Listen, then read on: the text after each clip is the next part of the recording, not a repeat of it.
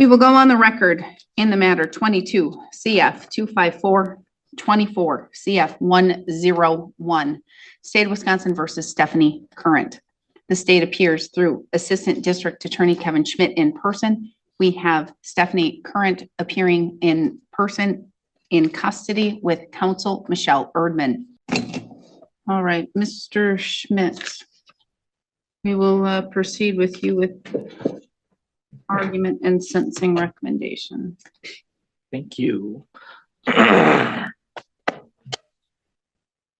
Judge, with this case, we have a 65-year-old woman who has been convicted of OWI 5 or 6 and a couple felony bail jumps. In the instant offense, Stephanie Current used Xanax and snorted a white powder given to her by a biker friend before getting into a car with her 2-year-old granddaughter and got into a car crash. The blood confirmed the presence of Xanax at 170 nanograms per liter and methamphetamine at 120 nanograms per liter and amphetamine at less than 40 nanograms per liter. The therapeutic range for methamphetamine, according to the clinical lab reference manual, is 20 to 30 nanograms per milliliter, making Stephanie's 3 to 4 times the therapeutic level. Normal dose for aprazolam is supposed to have a 5 to 25 nanogram per milliliter for therapeutic base. That's what the Xanax is, with high dose aprazolam therapy having a resulting range of 25 to 55, meaning the blood level of the Xanax was also quite high. Current contends that she didn't cause the crash, and so she can't be blamed. That's the impression I've gotten from the numerous hearings we've had, going all the way back to when Dan Chapman was the attorney, from the comments she's made in the PSI. My take on it is it appears that her main problem with this conviction isn't a disagreement about whether she used the drugs, whether she was driving, anything like that. She believes she was rear-ended due to no fault of her own, that the person behind her was driving poorly. Should be noted, the person behind her indicated she was driving erratically to law enforcement, stopping and starting suddenly without reason. Regardless, getting drawn into the debate of who is at fault is irrelevant to what this offense actually is. That's not an element. The point is, her disagreement is that she didn't feel intoxicated. She didn't feel impaired. That's the thing we've been seeing over and over and over in the PSI, in her words to law enforcement at the scene, in court. Reading from her PSI, I get the impression she didn't think a single bit about the danger she was putting her granddaughter in, herself in, the public in, because she didn't think she was impaired. She mixed prescription medication Xanax with unknown white powdery substance from a biker friend, which turned out to be methamphetamine, and she didn't think she was impaired. That's a big problem because that shows a lack of insight. That shows extremely poor coping, especially with the history of substance abuse. That she doesn't see how she's putting all these people in danger. That she doesn't see how she continues to kill herself by doing things like that. How you destroy your own kidneys and liver when you're taking prescription medications, and then biker friend, unknown powdery substance. Why not? When I'm talking about substance abuse, what's important to look at with Ms. Current, I'm not just talking about alcohol, which has been a problem in the past, or the methamphetamine. I'm talking about the prescription medications. Just because you're getting something legally from a doctor doesn't mean you can't kill yourself or someone else with it if you don't use it responsibly. Judge, I'm actually going to be recommending a higher sentence than what DOC recommends. I'm recommending 4 years initial confinement, 4 years extended supervision on the OWI, and then 3 in, 3 out on the bail jumps concurrent to that. Ms. Erdman, argument and sentencing recommendation, please. Your Honor, our request is the mandatory minimum of 18 months on the OWI. And then for the felony bail jumps, we would ask for 1 year concurrent on each. Ms. Current, when I met her, had a pretty strong belief, and a lot of it is true, what the district attorney has stated. So from her perspective, the gentleman that hit her car was someone who was operating without a driver's license and had an accident just I think it was a few weeks prior, had totaled out his own car, was actually driving someone else's car. So from her standpoint, this did, precipitate from someone else's behaviors. And I think the thing that we struggled with in coming to some type of a resolution was that there's a strict liability or a mandatory, if you've got something in your system, if there's something in your bloodstream, then you can be found to be guilty regardless of when it got there. And I think that was probably the biggest thing that we needed to overcome. And once I was able to explain that to her, following, I think, the suppression hearing, it was then that she conceded that there was the basis to enter a plea and did so. So prior to that, I think there was kind of a impression in her mind anyway, that she hadn't used anything that day, therefore she couldn't have been under the influence, and therefore this was an unwarranted charge. So regardless of how we got there, we're here today. Ms. Current, I think, is someone who has a history of emotional and mental health that dates back to childhood. She also has a criminal history that, I mean, please note that the last OWI was back in 2011, so it is a little bit dated. It's not as though she's someone who's really had just the string of mal-occurrences as of recent. Based on the law as it stands today, Your Honor, she's not eligible, no longer eligible for a driver's license. And so we don't need to worry about protecting the public in that regard. And so I think the question for the court today, right, is how do we impress upon Ms. Current that behavior such as this isn't able to be tolerated, and also make sure that we've got the public being protected and addressing any needs she has in terms of rehabilitation. The substance use, I think she is able to avail herself of programming in the community. She's a 65-year-old woman who's not going to have a driver's license any longer. Her very good friend Tim is in the courtroom today. Tim is sober. Tim does not have any criminal history. I think he said maybe a driving ticket, if that, but he's got very good judgment. He's been very supportive all along of her, and I think she does have some good influence in her life. One of the things that I'm not clear if the most recent letter came to Your Honor or not. She pointed out that she's got a granddaughter, a daughter, and that, at her age, they're literally all she's got left. When we met yesterday, it was quite a long conversation about loss, and she had, I think, her parents within a year. That occurred not that long ago, and I think she mentioned maybe seven people had passed away, in a relatively short amount of time. And she basically is viewing herself, her daughter, and her granddaughter is pretty much all she has left. And then she's, of course, got Tim.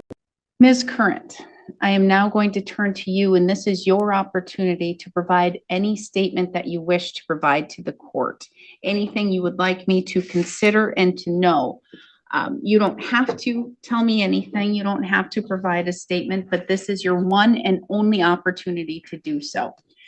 Ms. Erdman, you stated something about some letters or some things. If I received some letters, I didn't receive any letters or any information. Judge, I mean, it was perhaps just directed towards me, and I think we've covered it. So I don't think that there was anything, unless, are you reading to her that letter that you, is that what you, okay. All right, if you're going to read a letter to the court, Ms. Current, please do so slowly and enunciate your words, because I have a court reporter who needs to take everything down, okay? Okay. All right, and please speak very clearly into the microphone. Do you want to read it or do you want to? Hi. You want to? There's been a lot said about me today, and obviously I don't see that any of it's true, and makes me sound like I'm out there doing drugs and getting drunk and throwing my granddaughter in the car saying, let's go for a joyride. And that's not how I live my life. I live a quiet life alone with a cat. I don't have company or visitors. Almost all of my friends and family died in 2017. So I've been alone, and I've become accustomed to this. And it's how I prefer to live the remainder of my life. I do have a daughter I'm pretty proud of raising, and a granddaughter I adore. My daughter graduated valedictorian and is now 25, and she started her career in accounting. Her road has had bumps, but I've always been able to insert myself in her life to guide her through. She and her daughter are the only things left of my family. And with my age, I fear I have very little time with them. Taking my granddaughter to the beach on the first day of summer in 2022 was my only goal for that beautiful day. Then someone hit me from behind and totaled my car. It's devastating how in 1 nanosecond, life went from sunshine with a happy little girl to everything being destroyed due to this incident. I lost my home, car, income, and my perfect quiet life I strive so hard to obtain. I don't drink or do drugs, nor do any acquaintances I have, which are few. And people that I do know are not involved with drinking or alcohol. That's not how they manage their life. 2 days prior to this incident, I made the mistake of taking someone else's Adderall. She said it would relieve my pain. Since this was in my system, I'm being accused of driving while intoxicated, and it has ruined me. I don't believe that I was intoxicated that day, or my judgment was impaired. Because this was 2 days prior to that, Well, then I'm gonna stop you. Why did you test positive for methamphetamine? because it stays in your blood system, I've heard, for about 30 days, I You didn't think. test positive. There's amphetamine and methamphetamine. Methamphetamine tested positive. Yeah, I don't understand that. And I just took this You didn't substance. know what you were taking. No, she just said it was for my pain. I'm in chronic pain all the time. My spine isn't real.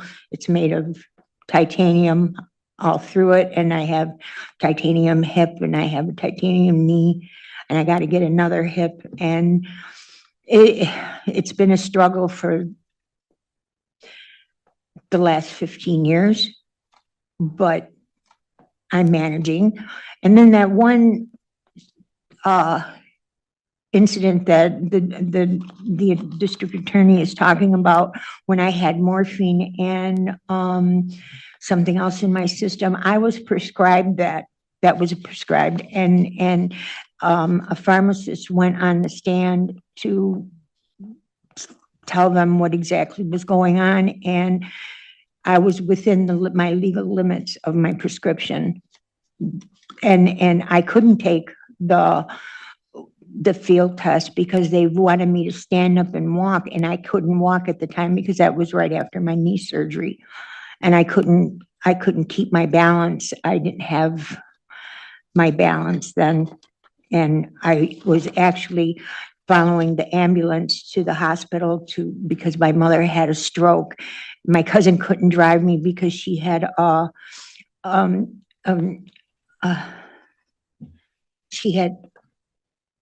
treatment that day. She had cancer.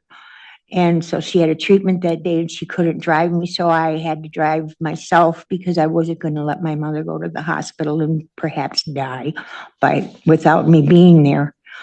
So that's what I was doing that night. And I got pulled over because it was a freak storm that we always have. But I answered to that. And I don't see why something I've done since I was 3 years old should pertain to today or to that day 2 years ago. I'm fighting for my life here because I don't believe that I have much time to do that. I don't know where I was at. Taking my granddaughter to the beach, how my perfect quiet life that I strive so hard to build. And I don't drink or do drugs, and neither do the people I know or that's involved with my life today. I don't know anybody that goes out there and has a heyday every weekend or every 3 days or whatever. Those are not the people that I surround myself with. I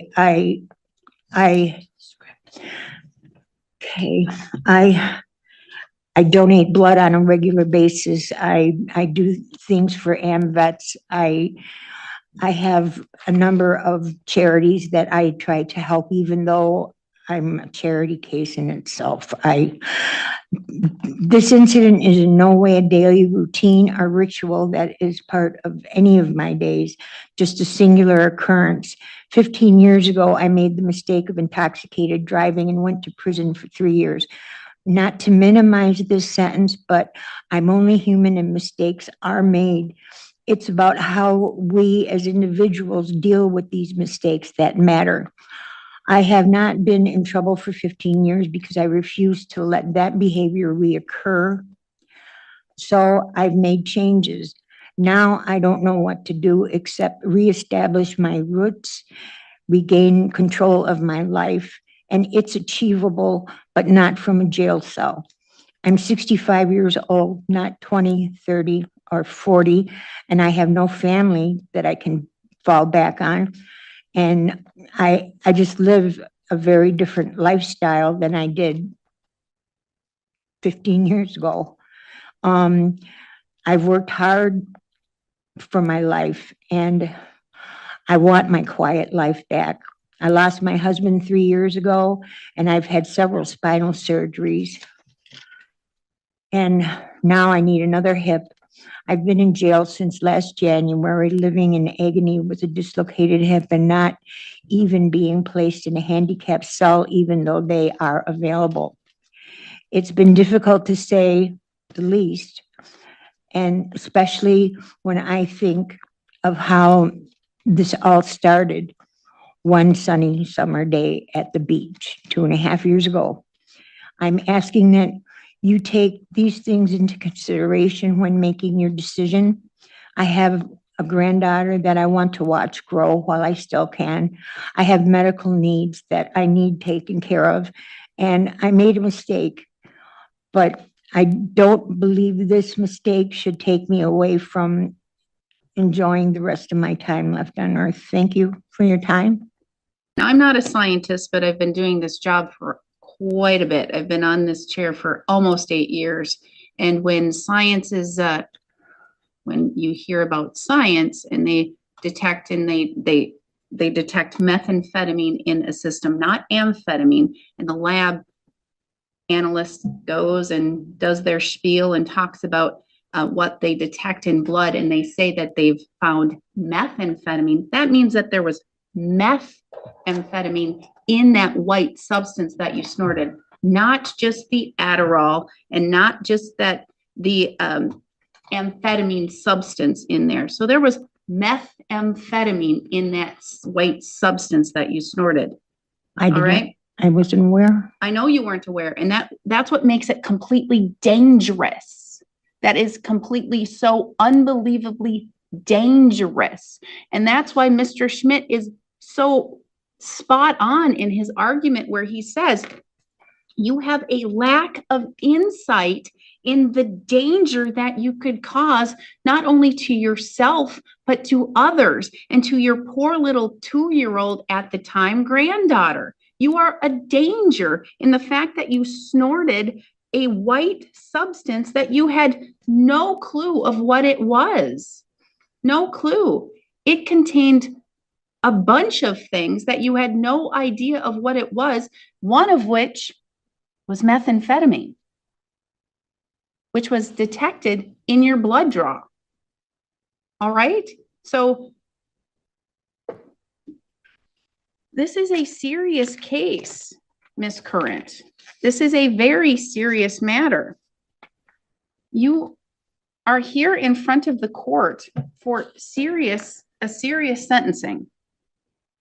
You operated a motor vehicle while having restricted controlled substances, not only medications that you were saying that you were prescribed, all right? Restricted controlled substances within your bloodstream, within your system, while you operated a motor vehicle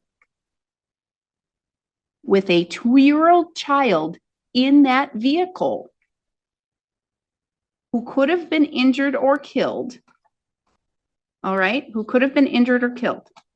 Very serious.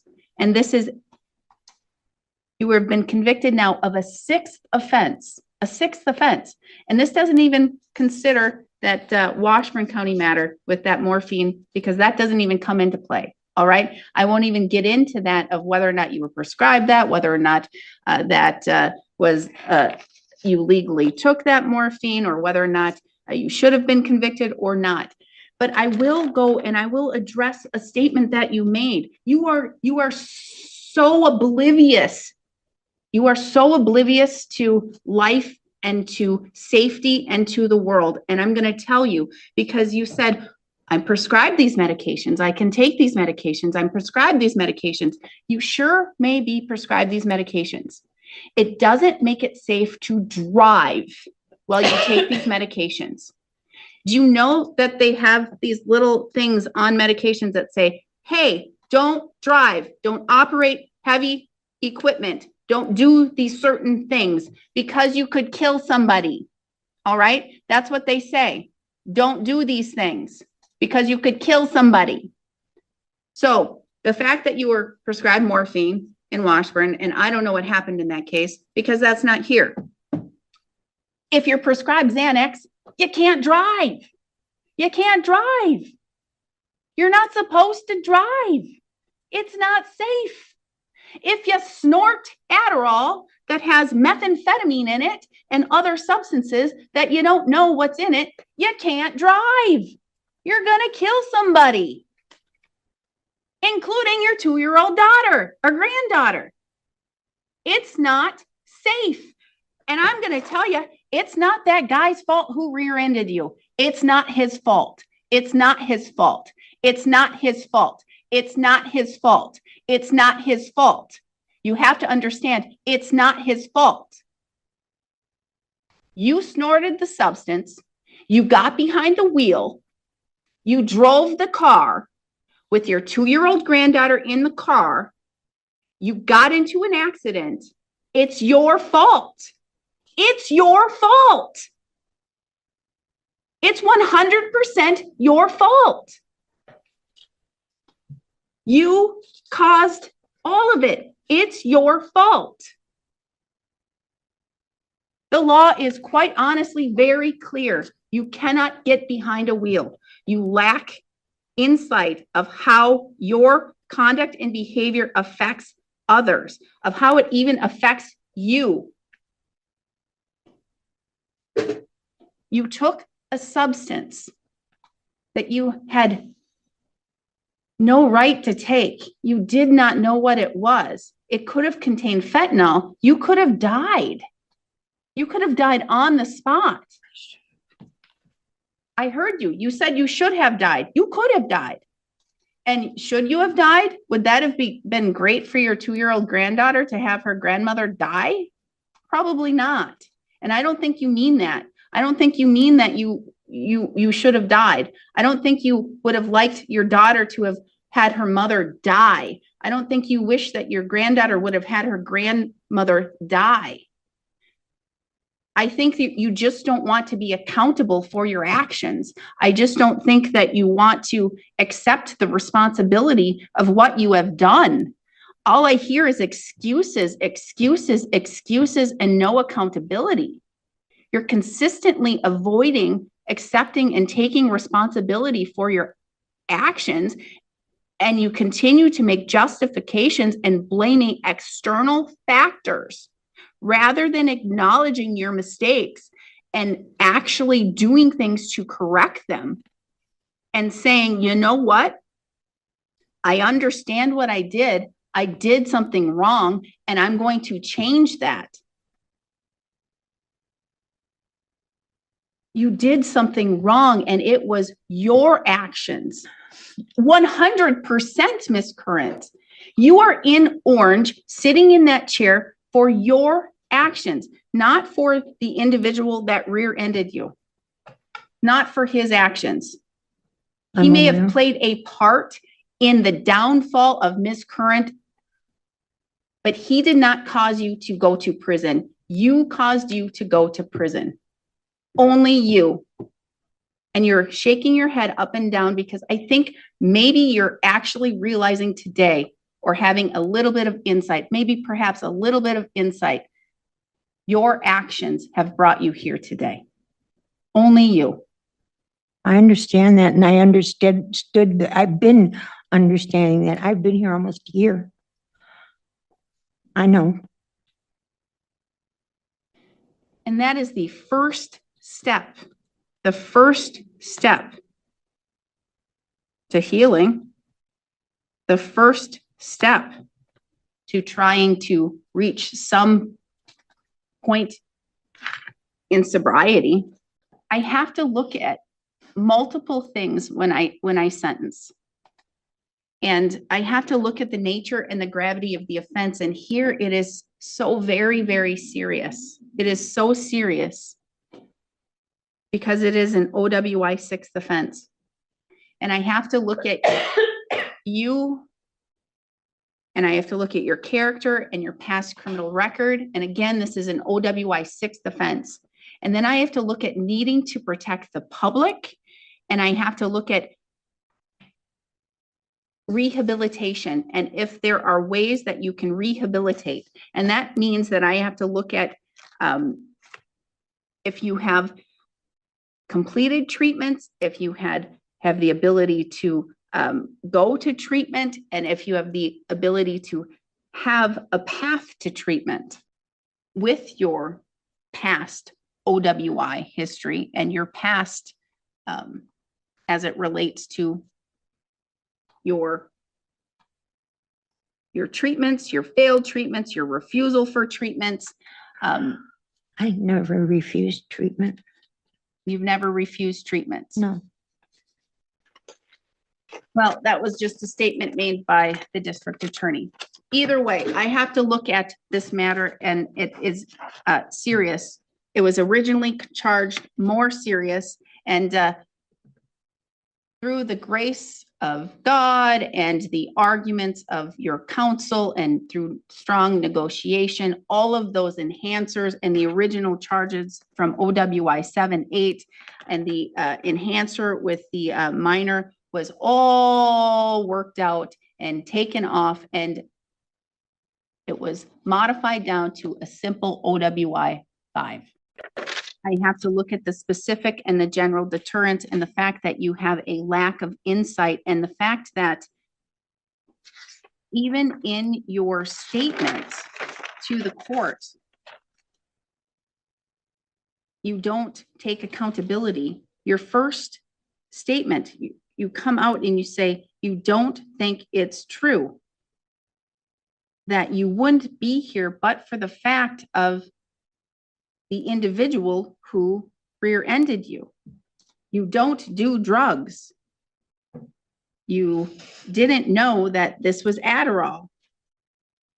You only do your medications. And all of this is just excuses and excuses with no accountability. You had posted bail and you were released from custody. It wasn't that long, and then you were then again violating the law.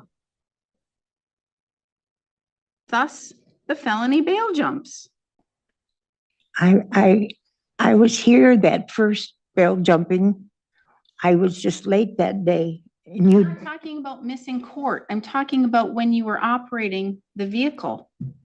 yeah, That time. Not missing court. That doesn't put the public at risk.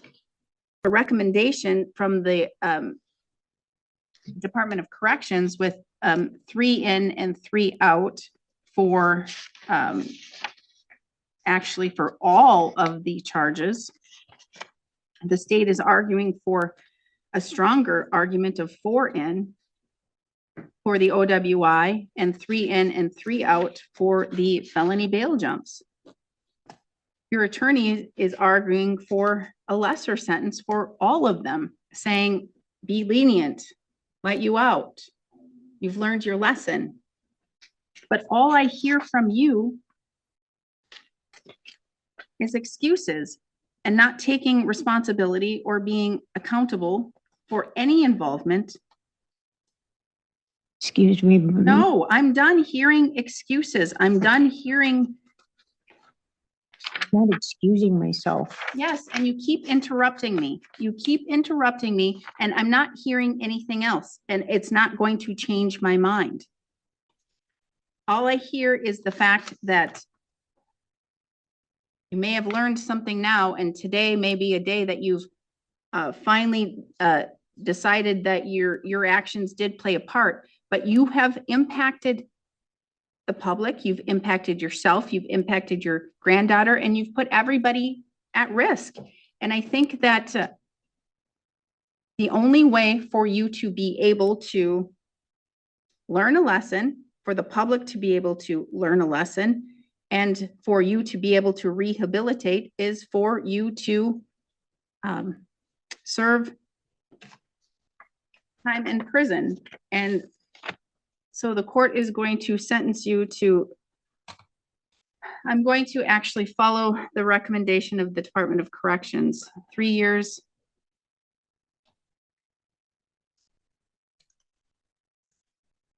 Initial confinement, 3 years of extended supervision for count 2 in 22 CF 254.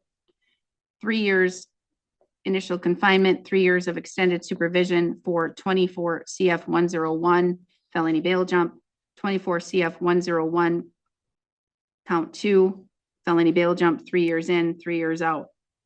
So all concurrent. I do believe that Mr. Schmidt had a very strong argument for the OWI, having a harsher sentence of 4 years in and 4 years out. But I think 3 years should be enough for you to figure it out. And it's I'm not going to make you eligible for the challenge incarceration program due to your age, and I'm not going to make you eligible for the substance abuse program. This is going to be 3 years that you must sit in an entirety, because this is 3 years that you're going to have to sit, and you're going to have to sit in its entirety and figure it out. Because this is 3 years that you're going to have to learn to be accountable. With regards to the felony bail jumps, $518 in fines and fees each. With regards to the OWI, $3,954 in fines and fees, DNA surcharges, plus a $10 blood draw fee. You have $5,000 posted. That covers all fines and fees and blood draws.